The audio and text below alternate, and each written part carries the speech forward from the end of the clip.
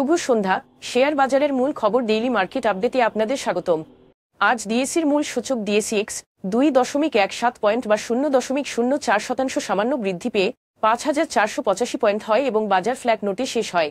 বাজারে লেনদেনের পরিমাণ ছিল 662 কোটি টাকা, যা আগের দিনের তুলনায় 6.43% বেশি।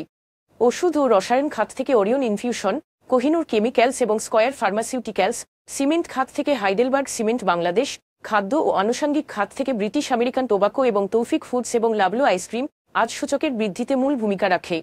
অন্যদিকে শিল্প খাত থেকে খান ব্রাদার্স পিপি ওবেন ব্যাগ ইন্ডাস্ট্রিজ, ব্যাংকিং খাত থেকে প্রাইম ব্যাংক এবং আল আরাফ ইসলামী ব্যাংক, বিদ্যুৎ ও জ্বালানি খাত থেকে মেঘনা পেট্রোলিয়াম আজ সূচকের হ্রাসে মূল ভূমিকা রাখে, যার ফলে বাজার আজ ফ্ল্যাট নোটে শেষ হয়। প্রধান খাতের মধ্যে আজ শিল্প খাতে সর্বোচ্চ 3.58% এবং সিমেন্ট খাতে দ্বিতীয় সর্বোচ্চ 0.95% মূল্য বৃদ্ধি পায়।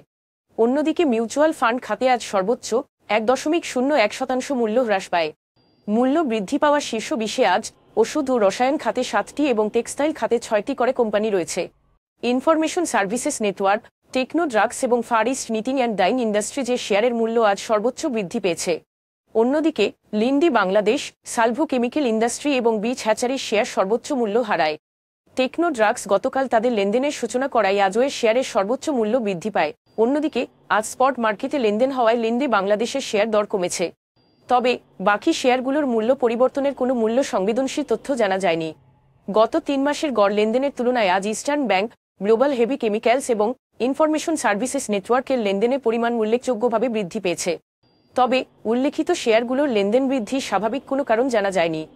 আজকের শীর্ষ দুটি সংবাদ: চলমান জ্বালানি সংকট, ক্রমবর্ধমান ব্যবসায়িক খরচ এবং শিপমেন্ট বিলম্বিত হওয়ার কারণে পোশাক রপ্তানিকারদের ক্রয়াদেশ 25 থেকে 40% হ্রাস পেয়েছে, যার ফলে কারখানাগুলি কার্যক্ষমতার তুলনায় কম উৎপাদন করছে। এদিকে উৎপাদন খরচ 20 থেকে 30% বেড়েছে, যেখানে বিশ্বব্যাপী ক্রেতারা 20% পর্যন্ত পণ্যের কম দামে প্রস্তাব দিচ্ছে।